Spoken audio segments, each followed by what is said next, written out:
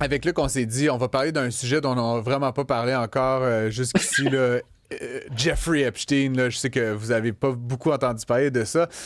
Aujourd'hui, blague à part, Luc, Donald Trump a changé un peu de stratégie. Là. On Ouais. sent que ça commence à l'affecter un petit peu plus sérieusement.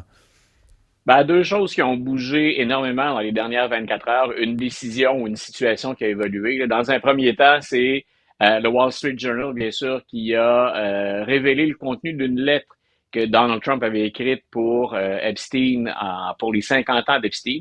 Ses meilleurs amis lui avaient envoyé des lettres, toutes étaient grivoises ou obscènes, c'était le but du jeu. Mhm. Jusque-là, rien d'illégal, ça peut être de bon goût ou de mauvais goût, c'est pas ça qui est inquiétant, c'est que le Wall Street Journal revient à la charge et qu'Epstein, donc, est encore dans l'actualité. Le Wall Street Journal, c'est un peu un tir-ami pour Donald Trump au sens où ce sont pas des progressistes démocrates ou des woke qui gèrent le Wall Street Journal. Donc, Rupert Murdoch a déjà été dans les bonnes grâces de Donald Trump. Il semble qu'il ne le soit plus.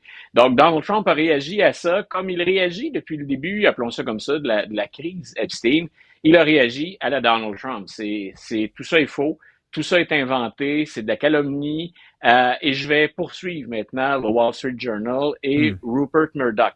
Donc, il y a ce volet-là, 100% pur Trump. Ça aide pas à se défaire de l'histoire parce qu'elle lui colle à la peau. De l'autre côté, là, ce qu'on tente de faire, c'est une contre-offensive ou à tout le moins gagner un peu de temps ou donner pas aux démocrates, pas aux opposants, à notre base, parce qu'on en perd une partie qui est toujours en Mhm. colère, on tente de lui donner quelque chose pour la satisfaire. Et ce que le lapin que sort Donald Trump de son chapeau avec Pam Bondi, qui est la procureure générale, c'est on va divulguer des témoignages d'un grand jury et ça remonte à 2006. Donc, c'est quand on a voulu accuser Jeffrey Epstein, entre autres, là, on La première parlait, condamnation, là, voilà. Donc, et là, il y a des gens qui ont dit, ah, ça peut être intéressant. Faut prendre ça avec des pincettes. C'est une stratégie, c'est un spin politique, comme on dit dans le jargon, parce que d'abord, c'est pas certain qu'on va les divulguer. Il y a toujours quelqu'un qui peut s'opposer à ça ou à tout le moins ferrailler avec la procureure générale des États-Unis dans ce dossier-là. Mhm. Et de l'autre, ce sont des témoignages. C'est pas la cause. Ça a pu servir à incriminer Epstein, mais on ne sait pas quels témoignages vont être rendus publics et ben, on a le droit de caviarder les documents. Donc, Puis, même ouais. si on montre les documents, va-t-on avoir des documents complets et surtout, ce ne sont pas les dossiers Epstein, ce ne sont pas ces dossiers-là dont les complotistes, conspirationnistes et même les gens bien intentionnés et ceux qui ont voté Trump en disant enfin on va mettre à jour le nom des gens qui ont versé finalement dans un réseau qui semble être un réseau de pédophiles. On veut les voir, ces gens-là, on veut savoir qui c'est. C'est pas ça qu'on va dévoiler, même en divulguant. Donc, on essaie de gagner un peu de temps, on essaie de dire aux gens, c'est pas intéressant ce qu'il y a dans les dossiers Epstein, ça a été joué ça par Obama, par Biden, on va vous offrir autre chose. Ça me semble bien peu. En tout cas, si jamais les partisans redonnent leur affection, leur amour ou leur soutien à Donald Trump, ils se contentent de peu, franchement, Ben, parce puis je veux que dire, franchement, Luc, on je n'aura vais te pas, faire je m'attends pas à des grandes surprises. Ben non, puis je vais te faire, tu sais, c'est comme le striptease là, qu'on voit souvent, là, tu sais, je veux dire, j'ai l'impression qu'il y a quand même une grande partie, puis ce n'est qu'alimenté là, par des dévoilements partiels là, comme celui qui a été Voilà. annoncé. Une partie qui ne se satisfera pas de rien d'autre que la totalité des documents, là, tu comprends? Voilà. Puis je veux dire, ça, c'est peut-être totalement irrationnel à la lumière, tu sais, des paramètres judiciaires qui sont ceux d'une grande démocratie contemporaine, mais je veux dire, on dirait que le chat est sorti du sac, là, puis là, de s'effeuiller là, à petits coups de je vais te mettre un témoignage, puis là, je vais te mettre. Puis là, tu sais, on a eu la lettre d'hier. Je voulais revenir d'ailleurs sur la menace de poursuite, parce que bon, on reconnaît le style de Donald Trump, là, il veut poursuivre les Ouais. médias, puis d'ailleurs, certains ont fléchi, hein, on pense à CBS, puis d'ailleurs, on aura sûrement l'occasion de reparler là, de CBS. On n'a pas fini d'en parler, mais moi, je voulais te parler spécifiquement de Rupert Ouais. Murdoch, parce que Rupert Murdoch, bon, le Wall Ouais. Street Journal, c'est un journal quand même qu'on pourrait dire de droite, là, ou en tout cas économiquement, Oui. là, très conservateur, économiquement fiscalement, plus à droite, oui. économiquement. Moi, gros fan, personnellement, je suis abonné. Mais Rupert Murdoch, c'est aussi Fox News. Là. Puis là, tu sais, le Ouais. diagramme de veine, MAGA, Fox News, Donald Trump, là, est quand même bien complémentaires. Est-ce que Donald Trump risque pas là, il joue avec le feu un petit peu là, de s'en prendre à Murdoch. Murdoch pourrait, bon, on pense qu'il y a une certaine indépendance, mais entre toi et moi, Murdoch pourrait décider de changer un tantinet la ligne éditoriale chez Fox, puis ça pourrait faire très mal aux républicains. Et c'est déjà, je dirais pas la ligne éditoriale, mais pour les gens, parce que chaque fois qu'il y a, chaque fois qu'il y a une crise, mais même en temps régulier, en temps normal, quand je fais ma couverture matinale des médias, Mhm. j'essaie de lire, c'est beaucoup plus facile de les deviner aux États-Unis, puis tout le monde a compris où loge Fox News, là. Donc, j'essaie toujours d'aller voir ce qui se dit, à la fois chez les progressistes, à la fois chez les conservateurs, et on est déçus au sein de Fox News. C'est pas, je dirais, une ligne éditoriale à proprement parler, mais on n'est pas content, puis on le fait savoir à Donald Trump aussi.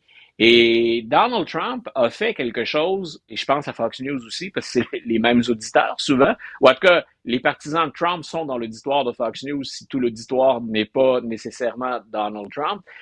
Mais il a, pour la première fois depuis 2015-2016, insulté ses partisans. Ça veut Mhm. dire qu'on est entré sous la peau de Donald Trump, parce qu'on dit souvent, hein, c'est Teflon Don, il s'est appelé lui, il s'est donné ce surnom, puis d'autres ont emboîté le pas. Mais ça veut dire qu'il l'a sous la peau, ce dossier-là. Il n'aime pas ça. Il se sent plus fragile avec ce dossier-là. Et je pense qu'il a contribué à ce que certains ne reviennent pas dans son camp en les insultant. Si vous avez suivi Donald Trump parce que vous croyez à l'État profond, au deep state ou à la corruption généralisée de la classe politique à Washington et que ce gars-là en qui vous avez placé tous vos espoirs vous traite de naïf, de stupide, je sais pas, j'ai beau avoir la foi, en fait je l'ai pas, mais si j'avais la foi, pas certain que c'est ça qui va me ramener dans le giron. Et donc, tu vois, est-ce qu'on peut voir Fox News se désolidariser encore davantage des républicains, de la frange MAGA de Donald Trump? Est-ce qu'il y a un potentiel de. Est-ce que Ouais. Murdoch a un potentiel de nuisance qui n'est pour l'instant pas vraiment exploité, mais est-ce que tu penses qu'il pourrait, là, surtout s'il y a une poursuite entre les deux hommes, est-ce que Murdoch pourrait utiliser la force de son empire médiatique pour nuire encore davantage à Donald Trump, selon toi? Je vais te répondre en revenant en citant quelqu'un que tu connais plutôt bien, Francis Gosselin. La semaine dernière, ou lors de notre première rencontre estivale, tu m'avais dit, est-ce qu'il est pas, est-ce que le pouvoir de Donald Trump, son emprise, c'est pas en train de s'effriter? Et c'était bien avant qu'on apprenne pour Epstein, là, ou que ça revienne en tout cas Mhm. dans l'actualité. Et c'est un sacré test qu'on va traverser là, parce que moi, ce que je lisais aujourd'hui, c'est que déjà en coulisses, on s'active pour 2028 et on ne se prépare pas pour Donald Trump 2028. On est en train, par exemple, de préparer J.D. Vance 2028. Mhm. Donc, est-ce que quand on aura passé le cap des élections de mi-mandat, on va pas, comme c'est le cas d'un président sortant qu'on appelle un lame duck ou un canard boiteux, est-ce qu'on va pas accélérer finalement la transition et que Fox News, qui est souvent l'organe de propagande des Républicaine. républicains, Mhm. voilà, est-ce que Fox News va pas emboîter le pas tout simplement à un mouvement qu'on va déjà sentir dans l'entourage de Donald Trump? Parce que si lui est pas fidèle à personne et qu'il n'hésite pas à, l'expression consacrée, c'est envoyer quelqu'un sous l'autobus, on essaiera peut-être de préparer une sortie plus élégante pour M. Trump, mais va arriver un moment où il ne rapportera plus. Et là, c'est le dur côté de la politique, c'est il restera à savoir comment finalement on se débarrasse de lui ou comment on le tasse. Et c'est peut-être ce que Fox News va contribuer à faire avec ce que je lis de l'entourage du président présentement. Mhm. On se pose beaucoup de Puis, questions. puis bon, à J.D. Vance, il y a quand même une côte à remonter, là, même jusqu'à hier, là, sur la Ouais. publication du dossier du Wall Street Journal. Trump qui dit, grosso modo, j'ai vu la lettre, elle est fausse. Et J.D. Vance, clairement, qui n'avait pas été informé de la ligne de com, qui dit, il n'y a pas de lettre. T'as un peu de l'air d'un tata coco. Là. Le président vient de dire que la Ah, mais lettre ça, qu'il a vue est fausse. écoute, Ouais, J.D. Vance est celui qui, de façon très, très décontractée en jeans, avec son eyeliner, là, sa petite ligne sous les yeux, mais qui faisait les yeux doux pendant une interview, qui disait, bien sûr qu'on va dévoiler la liste des clients ouais. d'Epstein, bien sûr qu'on va mettre le dossier. Donc, il fait partie de ceux, côté de Trump, qui ont littéralement mené une campagne en disant, enfin, vous allez avoir la vérité. Hmm. Difficile de croire qu'il sortira pas entaché de tout ça, lui aussi. Quand on est le faire-valoir de Donald Trump, on paie le prix des casseroles qui traînent aussi.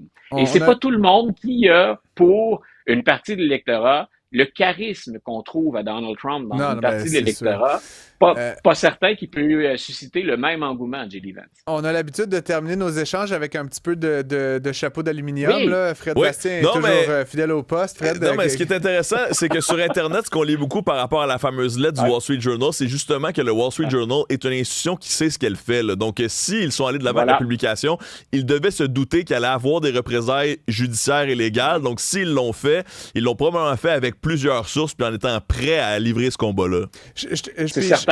Ouais, puis je te lancerai peut-être un dernier hameçon. Là. On manque de temps, mais peu importe. Allons-y. Le Wall Street Journal a comme un peu roulé le tambour là, hier toute la journée. Là, puis tu sais, Ouais. ils ont fait paraître cet article-là en soirée. Je t'avouerais que je m'attendais à plus, là, personnellement. Là, tu sais, je comprends une lettre un peu salace, là, bon, les secrets entre nous, mais...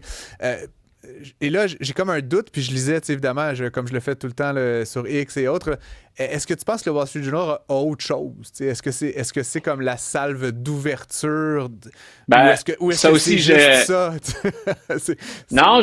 je lisais aujourd'hui, mais encore là, ce sont des choses que je ne peux pas vérifier au moment où Hmm. je te le dis. Mais ça fait partie des rumeurs qui circulent actuellement. C'est qu'il y aurait des négociations entre Trump et le Wall Street Journal, ou pourquoi pas M. Murdoch lui-même, parce qu'on aurait plus que cette lettre-là. Hmm. Et ajoutons l'insulte à l'injure, parce que c'est une source fiable, le Wall Street Journal, je le rappelle. On parle de travail de source et j'aime bien que Fred nous rappelle ça. On frappe dur sur Donald Trump dans les derniers jours. Le toi qui le lis régulièrement, Francis, Ouais. on trouve pas que Trump est bon pour l'économie ou qu'il va dans la bonne direction ces jours-ci. Trump doit pas aimer le Wall Street Journal du tout depuis une Ça, semaine. ça transparaît Doit sur pas ses... prendre un grand plaisir. ça transparaît dans ses différentes prises de parole et écrits sur Truth Social. Merci, comme toujours, Luc. On se retrouve bientôt. Bon week-end de vous deux. Bye.